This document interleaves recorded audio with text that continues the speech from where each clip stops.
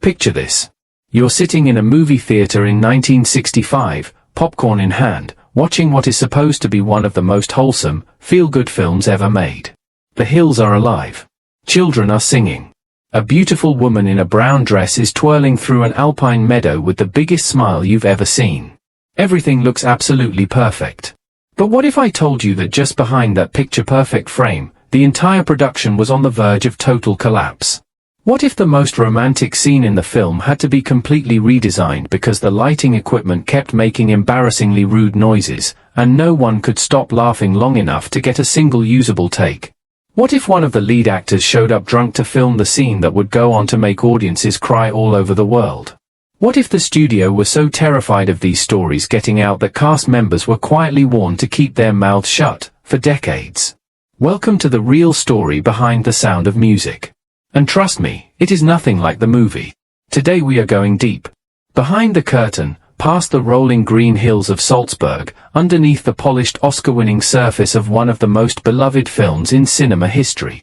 We are going to talk about the forbidden scenes, the hidden disasters, the casting rejections that shaped Hollywood legends, and the secrets that stayed buried for years, until the people who lived through them finally decided to tell the truth.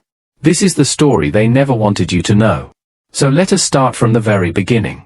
Before there was a Hollywood blockbuster, before there were Oscar speeches and box office records, there was a quiet German film that most Americans have never heard of. Back in the mid-1950s, a German producer named Wolfgang Liebeneiner made two low-budget films based on the real-life memoirs of Maria von Trapp, an Austrian woman who married a widowed Navy captain, helped raise his 7 children, and fled Nazi-controlled Austria with her family by crossing the Alps on foot. The first film came out in 1956. The second followed a year later. They were simple, sentimental, and very much products of post-war European filmmaking, not polished, not glamorous, but deeply human. In West Germany, those films absolutely exploded. People lined up around the block. They became the biggest domestic box office success the country had seen. The story spread across Europe, found fans in South America, and touched hearts wherever it was shown. People in different languages and cultures connected with the image of a musical family choosing love and courage over fear and obedience. Then someone tried to bring those German films to Hollywood. The reaction from American studios was not kind. They called the films amateurish. Too sentimental. Too European. Too soft for American audiences who had just come out of the hard-boiled era of film noir and war dramas. Nobody in Hollywood wanted anything to do with the Von Trapp family. But then a Broadway director named Vincent Dunhue screened those German films, and something unexpected happened to him. He sat there expecting to dismiss them just like everyone else had. And at first, he did. The production quality was rough. The pacing was slow. The style felt dated. But somewhere in the middle of watching, something clicked. He stopped seeing the budget limitations and started seeing the story underneath. And the story had something rare. It had genuine soul. Dunhue said something that no one in Hollywood had dared to say out loud. He said this story shouldn't be a film at all, it should be a Broadway musical. And not just any musical. It should be built around Mary Martin, the biggest stage star of her generation. That one idea, from one man, in one screening room, set off a chain reaction that would eventually produce one of the highest-grossing films in the history of the world. But none of it could have happened without a truly bad business deal made by the woman at the center of the story. Maria von Trapp was not a businesswoman. She was not an entertainer. She was not someone who spent her days reading contracts or negotiating royalties. She was a deeply religious woman who had spent years doing missionary work in some of the most remote corners of the world. When German filmmakers came to her door in the early 1950s and offered to buy the rights to her life story, she did not call a lawyer. She did not hire an agent. She sat down, heard their offer, and said yes. The price? $9,000. A one-time payment, no royalties, no future earnings, no share of profits, nothing. Just $9,000 and a handshake. By today's standards, that is roughly equivalent to about $100,000. Not nothing, but not much when you consider what was coming. Because Maria had unknowingly handed away the rights to one of the most commercially valuable stories of the 20th century. And she would never see a meaningful share of what it eventually made. Here is the painful part. Even when Hollywood came calling years later, hoping to develop an American version of the story, Maria insisted on honesty. She told them that if her family's story was going to be told, it had to be told truthfully and in full, no shortcuts, no cherry-picking the dramatic parts while leaving out the human ones. In that way, she showed more integrity than the entire studio system combined. Meanwhile, Mary Martin and her husband Richard Halliday had become obsessed with bringing the Von Trapp story to Broadway. But they had a problem. They had no idea where Maria was. As it turned out, Maria was thousands of miles away, deep in the jungles of Papua New Guinea, doing exactly the kind of work she believed she was born for, running clinics in remote villages, teaching music to children who had never seen a piano, living as simply as possible. Letters from New York kept arriving at mission posts all along her route. Letters from this couple in America who kept talking about something called Broadway. Maria did not open them. She tore them up. Every single one. She was not interested in showbiz. Full stop. But life has a funny way of changing your plans. When Maria and her longtime companion Father Franz Wasner finally returned to the United States by ship, docking in San Francisco, they found Richard Halliday waiting for them on the pier. He was holding 2 tickets to see his wife perform that same night. He was charming. He was persistent. Maria agreed to go, probably just to be polite. And then she saw Mary Martin on that stage. And everything shifted. Maria was genuinely moved. But she still had to deliver the bad news. She had sold the film rights years ago, and that door was technically closed. And yet, in a moment of casual generosity that would change entertainment history, she shrugged and said something along the lines of, "Go ahead and try. You have my blessing." One offhand sentence. That was all it took to start the engine. Here is something most people do not know about how the Sound of Music musical was originally conceived. The first plan was not to write brand new songs at all. The idea was to take traditional Austrian folk songs, the kinds of tunes the real Trapp family actually sang in their concert tours, and sprinkle in just a handful of new compositions to help the story flow.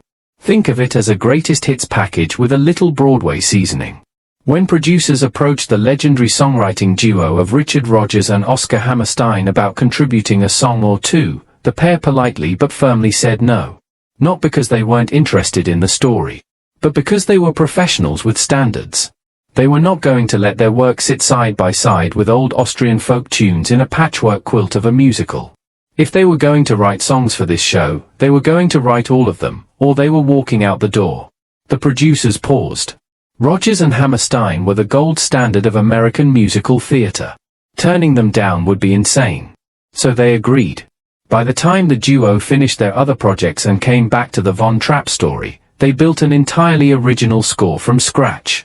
And what they built changed music forever. My favorite things. Du Remi, Climb Evry Mountain. Edelweiss. These are not just songs. They are part of the permanent soundtrack of human civilization. People who have never seen the show or the film know these melodies. Children learn them before they learn nursery rhymes. The Broadway production opened on November 16, 1959, at the Luntfontein Theatre. The audience response was immediate and overwhelming. Advance ticket sales eventually surpassed $232 million, and that was before most people had even sat down in a seat. The show ran for nearly 4 years and over 1,400 performances. By the time it closed, a bidding war had already broken out over the film rights. 20th Century Fox won that war, paying over $1 million, an astonishing sum for the era. But Fox was not exactly in a position of strength. Their previous massive production, Cleopatra, had nearly bankrupted the studio. It had gone so far over budget that people inside Fox were genuinely worried the company might not survive. Buying the rights to a Broadway musical about an Austrian family singing in the Alps looked, to many observers, like a desperate gamble. What happened next made everyone who doubted them look very, very foolish. Let us talk about Julie Andrews for a moment. Because her path to the Sound of Music is one of the most satisfying underdog stories in Hollywood history, and it starts with a rejection that should have ended her career. In the late 1950s and early 1960s, Julie Andrews was the toast of Broadway. Her voice was something people talked about the way they talk about natural wonders. Clear, powerful, precise, warm, she could fill a theater without a microphone and make it feel like she was singing just for you. She had played Eliza Doolittle in My Fair Lady on Broadway to extraordinary acclaim. The show ran for years. She was its heart and soul. Then came the film adaptation of My Fair Lady, and the studio passed on her. They decided she was not camera ready, which was a polite way of saying they did not think she looked glamorous enough for the big screen. They cast Audrey Hepburn instead, who was undeniably elegant and magnetic, but who was not a singer. Most of Audrey's vocals in the film were dubbed by a professional singer. Meanwhile, the woman who had breathed life into that role for years watched it happen from the outside. It was one of the most baffling snubs in Hollywood history. But while that door was slamming shut, a different one was quietly opening. Director Robert Wise was in the early stages of developing The Sound of Music for Fox, and he was casting the role of Maria. He had heard Julie Andrews' name, but he was not fully convinced she was the right choice for the screen. Then someone at Disney asked him to sit down and watch a few minutes of early footage from a film they were finishing up, a movie called Mary Poppins. Wise watched for a few minutes. He turned to the person next to him and said something along the lines of, "Sign her now, before someone else does." Julie Andrews was offered the role of Maria for a flat fee of $225,000. No royalties. No share of the box office. No bonuses. Just a check, and then silence. She accepted. She had no idea what she was walking into. Meanwhile, Mary Poppins opened to enormous success. Andrews won the Academy Award for Best Actress. And when she stood at that podium with her Oscar in hand, she did something absolutely perfect. She thanked Jack Warner, the man who had told her she was not good enough for My Fair Lady, for making it all possible.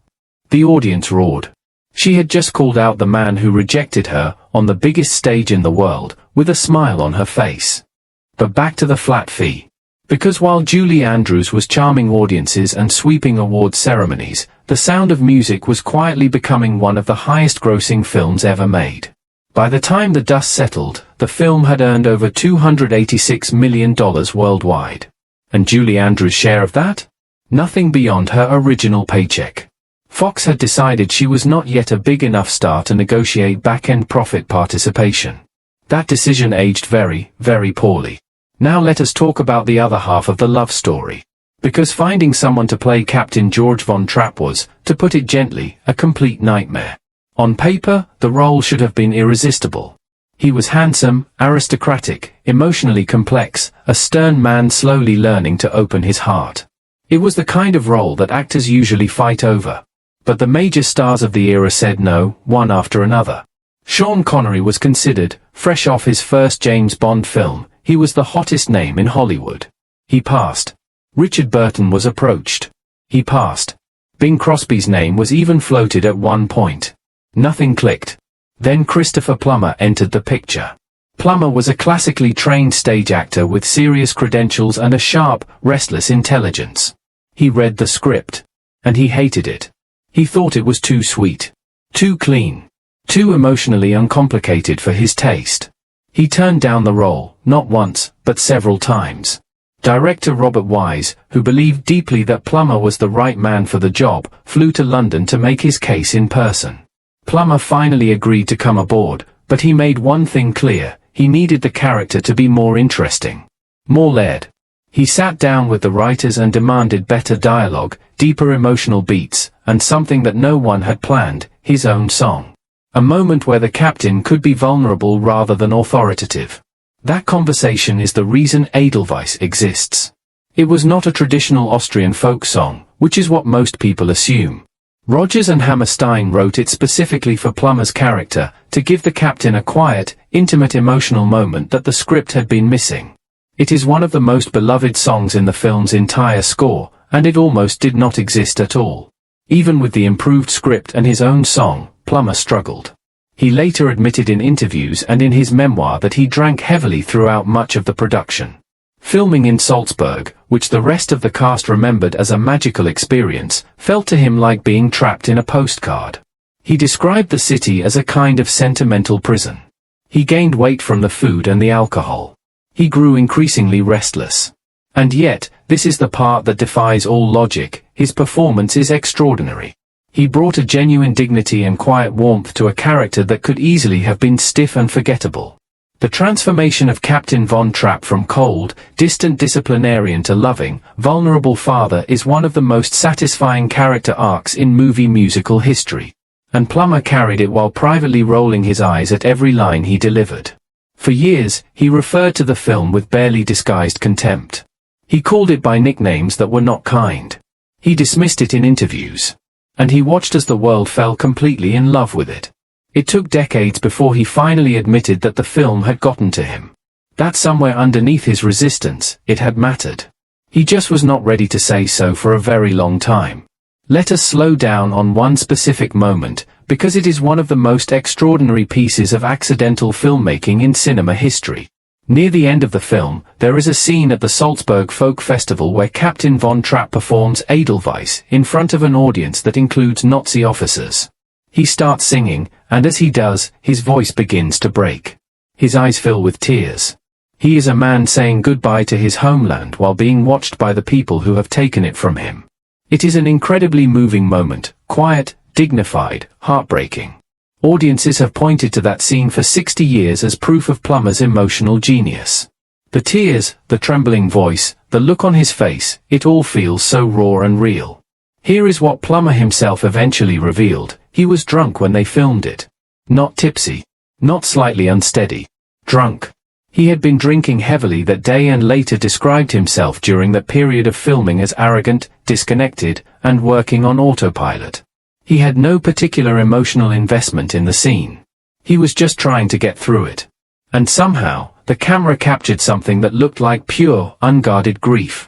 Whether that was accident, instinct, or some invisible alchemy between an actor and the lens, nobody can fully explain it.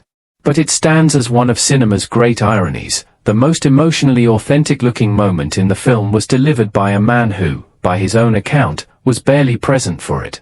There is one more secret attached to Plummer's performance that he did not immediately forgive. In many of the singing scenes, particularly the more vocally demanding sections of Edelweiss, the voice you are actually hearing is not his. A professional singer named Bill Lee, who was known for his work on Disney films, provided the vocal performances for the extended musical passages. Plummer's speaking voice was used for transitions and quieter moments, but when the real singing kicked in, Lee stepped in. Plummer was furious when he found out how much had been dubbed. He felt it undercut everything he was trying to accomplish. But the studio's position was simple: they could not risk the vocals, and they were not going to apologize for it. The irony is that almost nobody noticed. Lee's voice matched so naturally with Plummer's presence on screen that the seam is essentially invisible. People watched that film thinking they were hearing Christopher Plummer sing, and they still believe it today. And now we arrive at the scene that you came here for. The one that was deliberately hidden from the public for decades. The one that Julie Andrews finally described on live television with tears of laughter in her eyes. The gazebo scene. The romantic centerpiece of the film. Soft lighting, quiet music, two people admitting they are in love. It is one of the most photographed, most referenced, most quoted romantic scenes in the history of cinema. People have recreated it at weddings. It has been parodied 100 times. The image of Maria and the captain moving toward each other in that glowing, soft-lit gazebo is permanently embedded in popular culture. Here is what actually happened when they tried to film it. To create the illusion of moonlight inside the gazebo set, the production used massive industrial carbon arc lights, enormous, heavy machines that were the standard lighting technology of the era.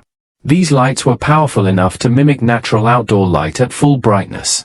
They were also, as the cast and crew discovered, catastrophically loud. Not just loud. They made a specific sound. A sound that was entirely inappropriate for a romantic scene. Every time the lights powered up to full intensity, which happened automatically whenever the actors moved into position for a close shot, the machines produced a long, flat, wet, flatulent sound. A raspberry. A sound that belonged in a comedy sketch, not a love scene. And it happened every single time. Julie Andrews and Christopher Plummer would get into position. The director would call action.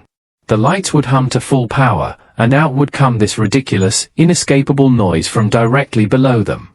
They tried to hold it together. They could not. Nobody could. The crew was helpless. The director was helpless. Every time anyone thought they had composed themselves enough to try again, someone would look at someone else and the whole thing would fall apart. Andrews later described it as one of the most genuinely uncontrollable laughing fits of her life. She said they must have attempted that scene 20 times or more. Every take was ruined. Hours went by. The studio was burning money. And the lights kept making that noise. Director Robert Wise eventually made a decision. They were not going to solve the lighting problem. They were not going to stop laughing. The only solution was to completely change the visual design of the scene.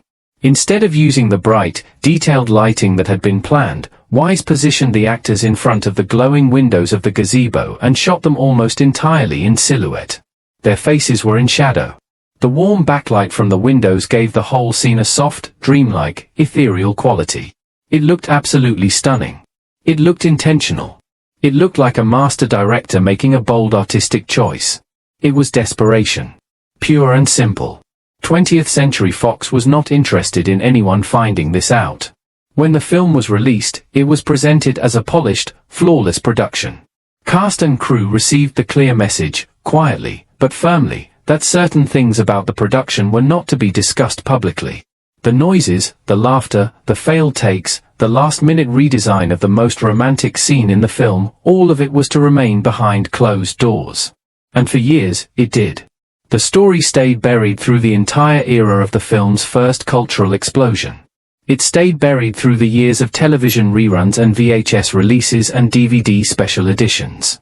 Fans watched the glowing gazebo scene and assumed they were witnessing genius. They were. Just not the kind of genius anyone planned for. It was only decades later, when Julie Andrews sat down for a television interview and someone asked her about her favorite memories from the production, that the truth came tumbling out, with laughter, warmth, and a perfect recreation of the sound that had made the entire crew completely lose their minds.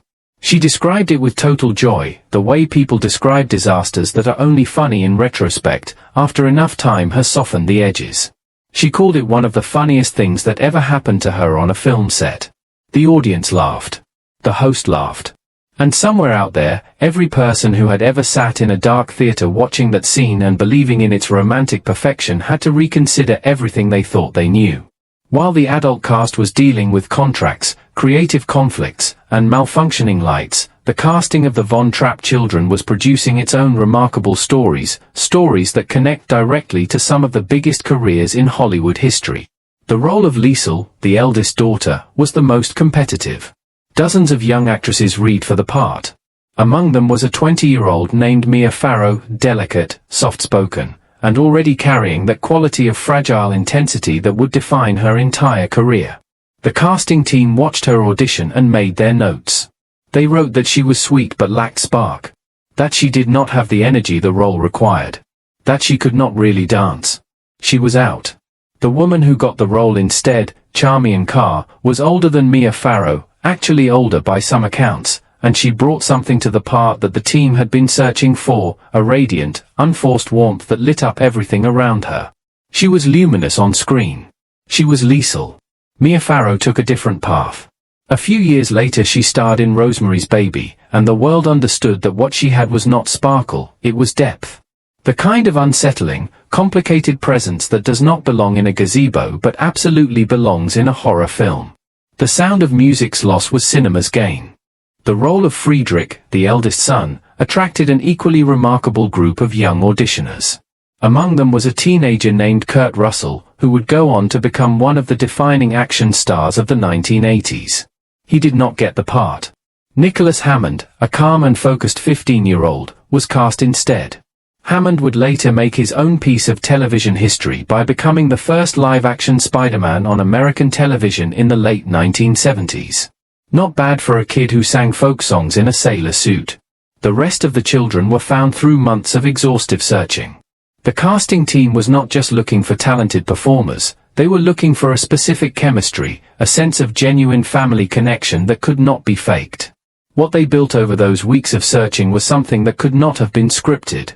The 7 young actors who made up the Von Trapp children genuinely bonded during production. They looked out for each other. They played together between takes. And that bond did not end when filming wrapped. Decades later, those same actors still met up. They stayed in each other's lives. They showed up for each other's milestones and supported each other through loss. Their connection to Julie Andrews remained warm and real. That sense of family on screen existed because it was, in whatever way it could be, a real family off screen. For all the laughter and camaraderie, filming The Sound of Music was physically hazardous in ways that were kept very quiet at the time. During the boat scene, the moment where the children tumble into the lake while fooling around, 5-year-old Kim Karath, who played Little Gretel, the youngest of the children, was in genuine danger. The crew informed Julie Andrews just before the scene was shot that Kim could not swim. The plan was straightforward. When the boat tipped, Andrews would fall toward the child and grab her immediately. The boat tipped. Andrews fell the wrong way, backward, away from Kim. The little girl went under. She went under a second time before another cast member jumped in and pulled her out. Kim swallowed enough lake water to make her sick, and she left that day with a fear of water that stayed with her for years afterward. Andrews later said it was one of the most frightening moments she experienced during the entire production. The scene looks light and funny in the finished film. It was anything but. The film's opening sequence, that soaring, iconic image of Julie Andrews spinning through an alpine meadow with her arms outstretched, had its own story of physical suffering. To get that aerial shot, a helicopter had to fly at very low altitude above Andrews, circling around her while she performed. The wind from the helicopter's blades was not gentle. Every time it came around, it knocked her flat onto the grass. She was slammed down 6, 7, possibly more times across the various takes.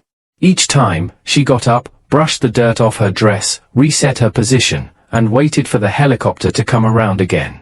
She joked about it in interviews afterward. She said it felt less like filming a musical and more like being tackled repeatedly by something she could not see. The meadow looked peaceful. The experience was anything but. By the time the production wrapped and The Sound of Music made it to theaters in the spring of 1965, 20th Century Fox was still bleeding. The memory of Cleopatra, which had cost the studio an almost incomprehensible amount and taken careers down with it, was fresh and painful. People inside Fox were not sure the studio would survive another big loss.